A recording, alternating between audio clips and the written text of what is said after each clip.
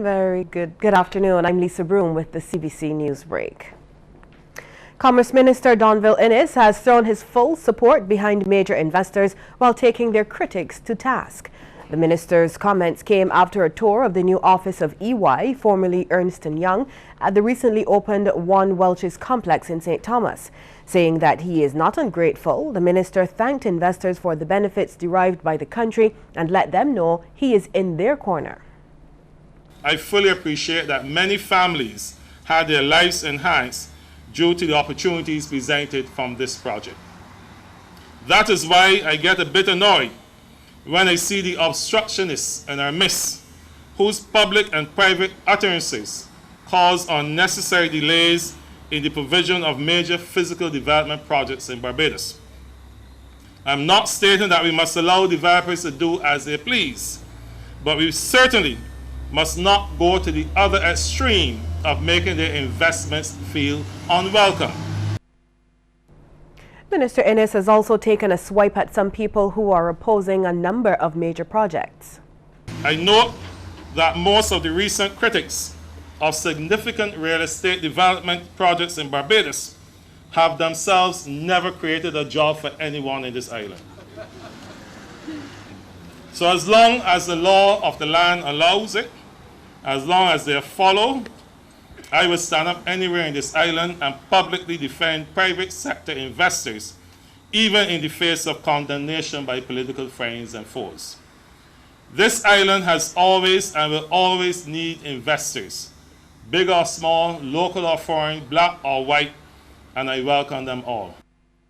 Police are conducting investigations into an aggravated burglary at the Sol service station in Jackman St. Michael around 8 last night.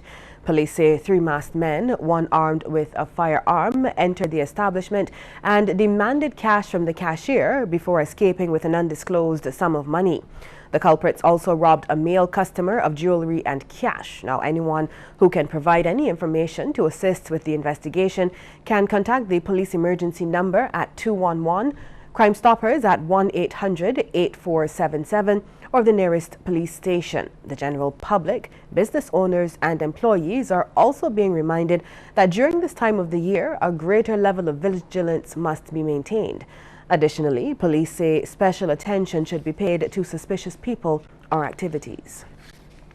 Well, police have a 37-year-old man in custody and are questioning him about a shooting yesterday morning. In that incident, a 58-year-old female relative of the man received a gunshot wound to the right side of the head. The incident reportedly occurred around 9:45 at Arch Hall in St. Thomas. Lawmen say the woman was taken to the Queen Elizabeth Hospital by ambulance, where she was treated and discharged. Preliminary investigations revealed the injured woman, was involved in a family dispute which became physical.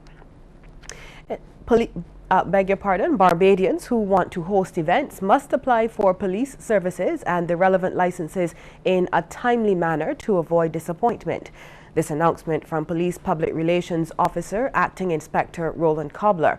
He says it is also imperative that promoters consult with the police before finalizing arrangements with COSCAP or other entities.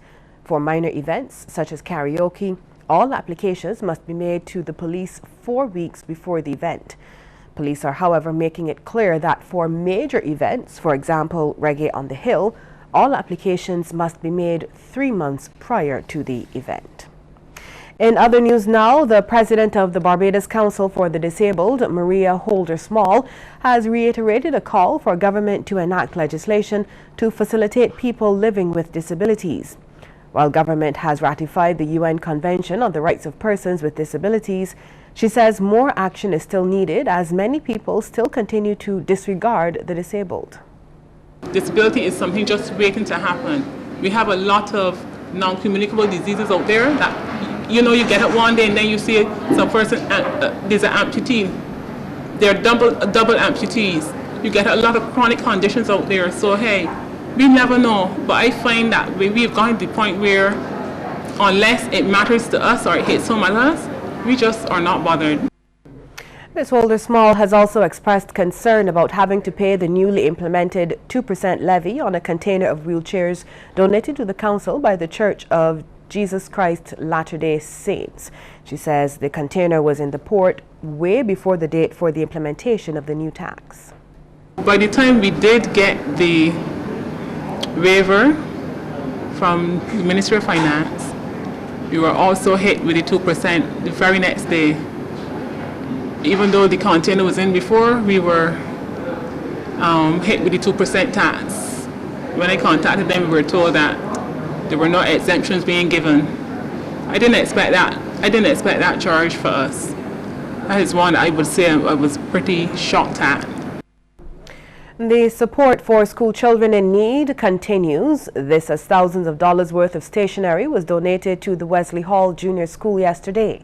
The donation is part of an effort by the City Development Foundation. Director of the nonprofit foundation, Henderson Williams, says it is one of their first initiatives in their drive to spur social development. Our population, in terms of the density, reside in the city. So it shows up a tremendous amount of opportunity for the development. We have diverse skills and talents in the city, and we want to make sure that we contribute to the development and the social development of those individuals.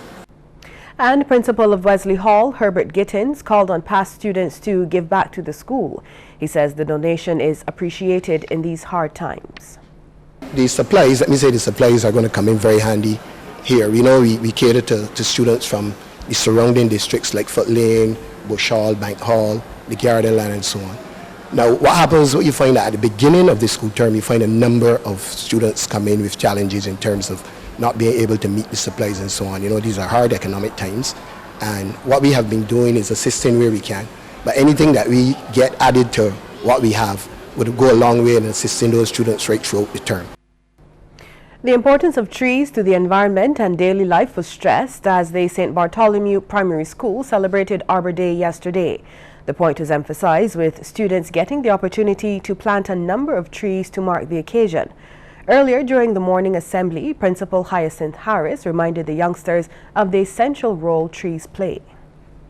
I do believe that as we move forward in the future, you, the children, will recognize that these trees are important as they provide us with several items such as oxygen to assist us in our daily lives.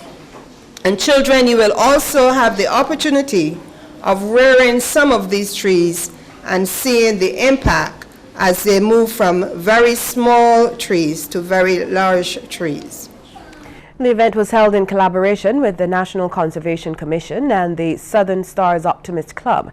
President of the club, Hyacinth Green, said they had arranged for some of the children to get hands-on experience caring for trees.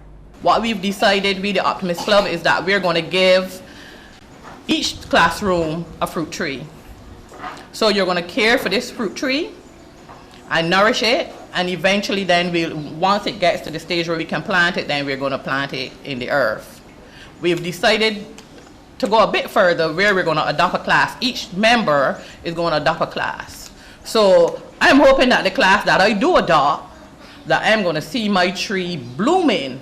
Because rest assured, I will be checking with you to see how our fruit tree is doing. We'll have regional and international news after this break. Stay with us. Are you tired of being overweight? Can't control your appetite? Losing weight is so easy with Extreme Body System, the proven